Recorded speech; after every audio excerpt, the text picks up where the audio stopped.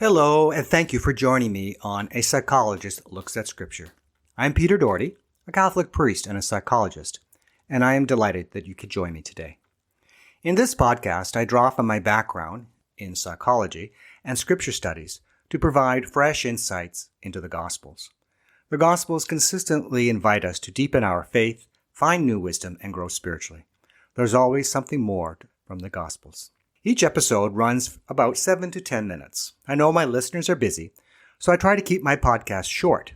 If you have time and are interested, please check out the earlier episodes listed on the podcast website and on YouTube. Please let me know if you have any questions or comments. They truly matter, and they help this podcast grow and flourish.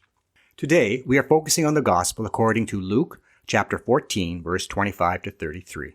This Gospel will be read on September the 7th, 2025. For someone not familiar with Jesus' style of teaching, this Gospel would be shocking.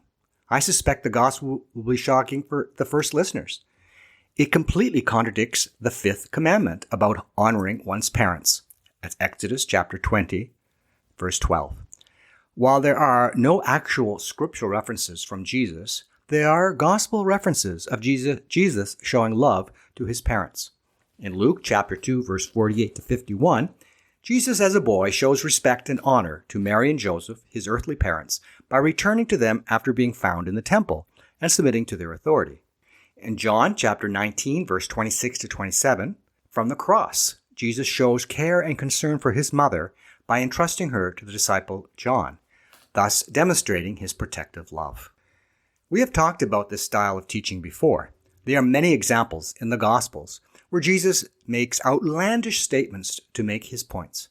Remember the teaching, if your eye causes you to sin, pluck it out, found in Mark chapter 9, verse 47, and Matthew chapter 18, verse 9, again in chapter 5 and 29.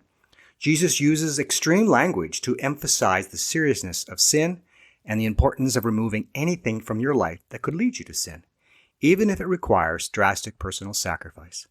I suspect there would be many blind Christians if these passages were meant to be taken literally. Jesus continues and does not waste words. He uses the metaphor of carrying their cross and following him. Likely the first listeners would have not understood what Jesus meant, because Jesus had not gone through the crucifixion yet. But likely the early Christians remembered, and the full meaning of this passage would be available to them. What did Jesus mean, though, by carrying our cross? Fortunately, most of us will not experience crucifixion or death for our faith. Carrying our cross means more than just enduring difficulties or struggles in life. It was a call to live like Jesus lived, stepping away from self-centered living, be willing to embrace suffering and sacrifice for following Christ, seeking the path that Jesus has set, including, if necessary, enduring hardship, rejection, and potentially persecution. This instruction was designed to communicate the total commitment and allegiance required to be a follower of Christ. The next part is a bit unusual. I doubt that Jesus is actually giving lessons on building a tower or how to win a battle. Rather, it seems that Jesus is focusing on the need to plan, to know oneself, to recognize our strengths and weaknesses, and to understand what the task ahead requires. The same theme is present in reference to the king going to battle.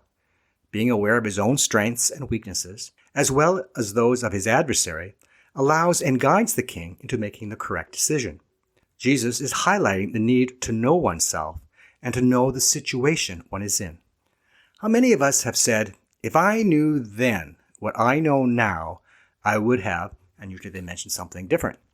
I urge you to reflect on those experiences and ask yourself if there were signs along the way that hinted that all was not what it seemed. Many people, including myself, do not always recognize the subtle details. We often miss the small signs, details that would help us better appreciate the larger picture.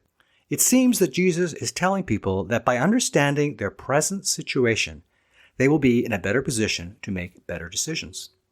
There is significant psychological advantage in being able to understand what is going on. This requires the individual to be aware of and understand the subtle social clues such as body language, tone of voice, and energy within a group. Being aware of what is going on allows the individual to have empathy, which in turn allows the person to more appropriately handle issues. This leads to others feeling understood and respected, which can lead to trust. Having an understanding of what is going on can lead to and be a result of emotional intelligence and social awareness. Being able to understand what is going on can improve one's leadership skills and help avoid destructive conflict and misunderstanding. Essentially, being grounded in the present moment allows one to be more adaptable to changing situations. It is a good idea to reflect on what we are doing that hampers our ability to be fully aware of our present moment. Speaking generally, I'm going to stress the concept of balance.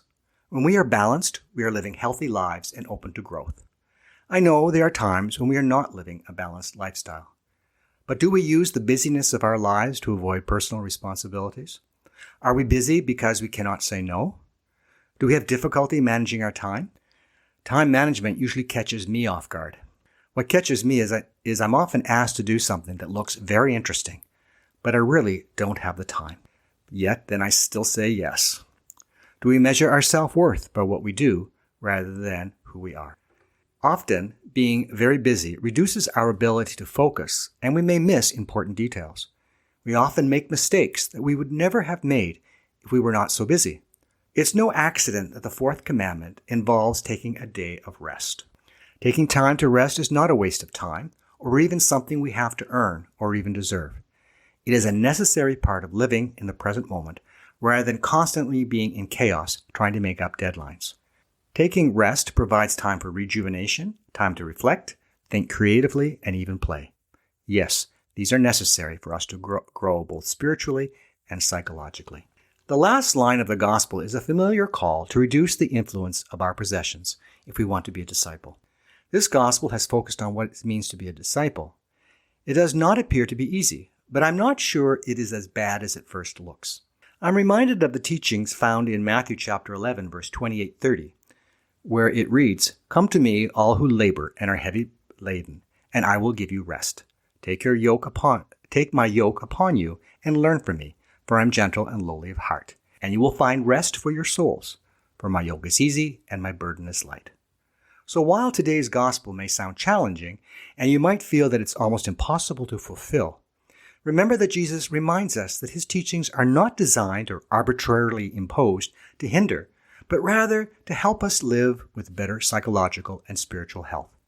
Our God is interested in his creation, living in freedom and in health. Thank you for being here today. Next Sunday, I will be talking about spiritual healing. If you're new to the podcast, I invite you to check out previous episodes on major podcast platforms or YouTube. For regular YouTube listeners, please consider subscribing and sharing with friends who have an interest in Scripture. A new episode is released every Sunday, focusing on the week's gospel. And your feedback is always welcome and essential for the continued growth in this community. Special thanks to Heather Patel Doherty and Richard Coulombe for their invaluable assistance in preparing each episode. If you have any questions or comments, please feel free to reach out at peter.doherty, that's DOHERTYOMI, @gmail.com. God bless you and have a great week.